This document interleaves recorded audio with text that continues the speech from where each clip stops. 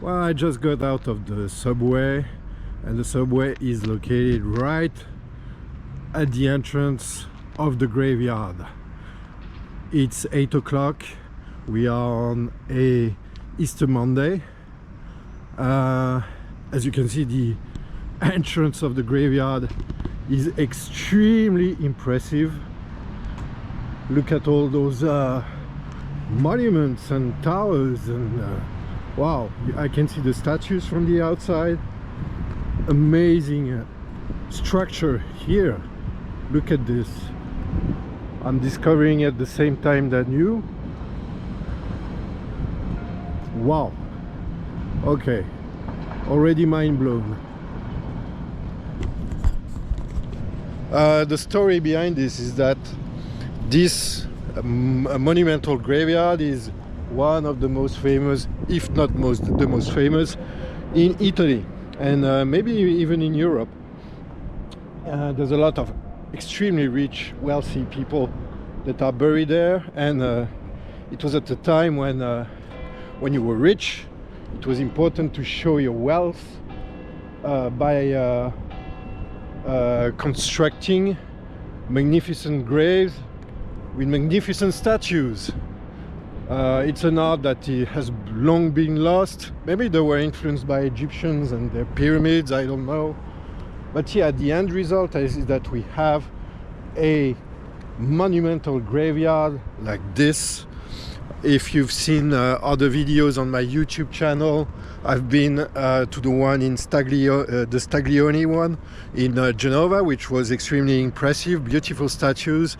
I went to the one in Bologna, Certosa it's called, very magnificent crypts.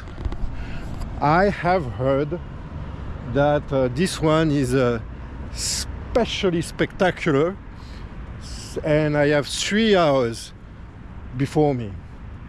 3 hours for me is not a lot. Usually when I discover a new graveyard, I like to spend the entire day in it, or even the night. Yeah, let's do the grand tour and follow me inside the Cimitero Monumentale di Milano.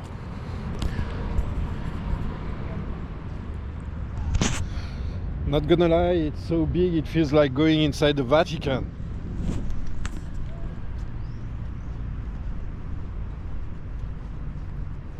And I see people cleaning the entrance, which is a good welcome sign.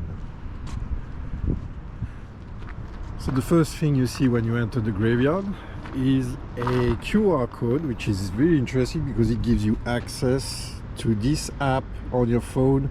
It's a selection of things to visit. So as you can see, it's quite extensive. There's a lot of famous graves. Very interesting concept here. They should do this in Père Lachaise in Paris. It would be interesting. But of course, we are way behind. Italians are known for their spirit of innovation.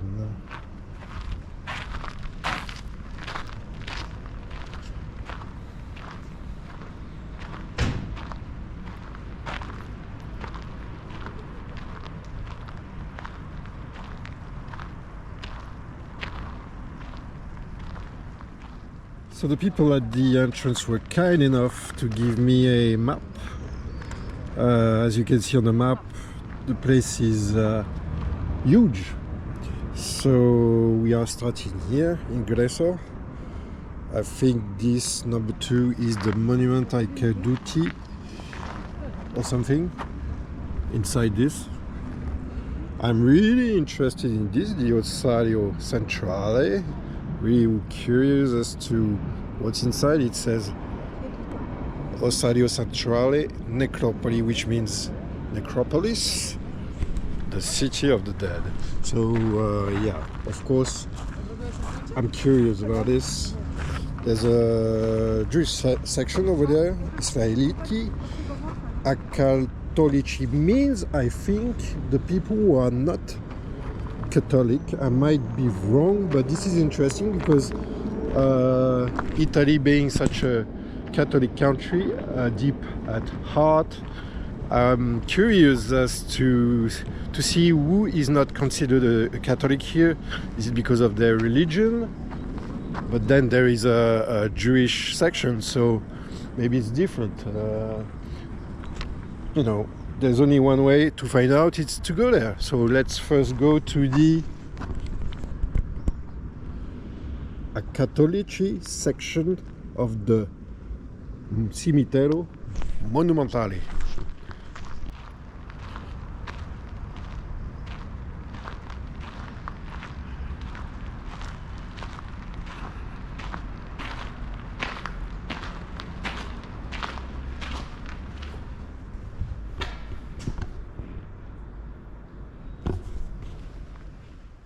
Just entered a crypt right next to the entrance, so it's starting pretty well for me. Very impressive place, really reminiscent of a place in Cemetary where there's all the urns, except this is much older. Look at this entire wall full of little niches. I don't know how to call them. But yeah, impressive place. I just noticed something here, very impressive work around those plaques. First time I see this kind of work. The entire wall is made with this, which makes me wonder if it has any special meaning.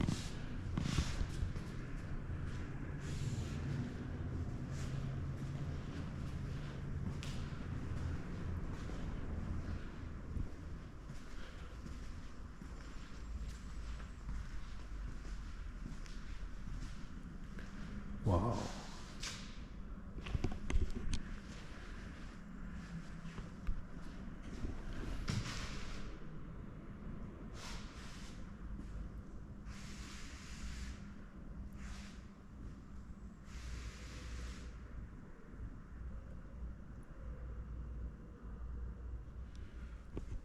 I just noticed something on the plaque here, and this is something I had been looking for in several other Italian graveyards. There is something that is typically Italian in graveyards. Sometimes they do put pictures of dead people in the coffin on the plaques. So this is typical of here, and I will show you one right there. So this portrait of this person was taken on her deathbed. It's really exceptional to see this. You don't often see them. As you can see, people are usually shown while they were very much alive, but I guess that in that special case, the person, they had no other photograph of them, so the only way they could actually remember her was to take a photograph of her on her deathbed. Sometimes you see very young people pictured on the wall. For example, little Ariana was only 13 when she passed away, and she's probably with her father now. Who died when she was only 2 years old. Wow. So yeah, tragic stories like that. Those pictures tell stories. You only have to, you know, walk slowly, look around you, and you will find another story to figure out. For example, this guy with this colonial hat. Those pictures are amazing.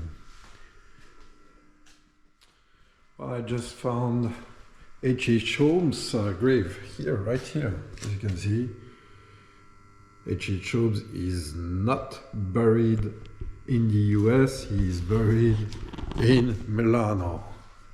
Good to know.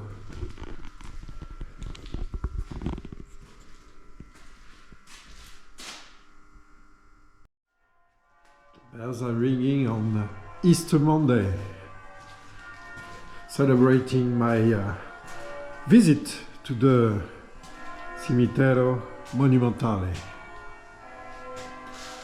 One thing I want to show you here, this was the little sticker that means that this plot is available, so contact the office of the graveyard if you're interested in buying it.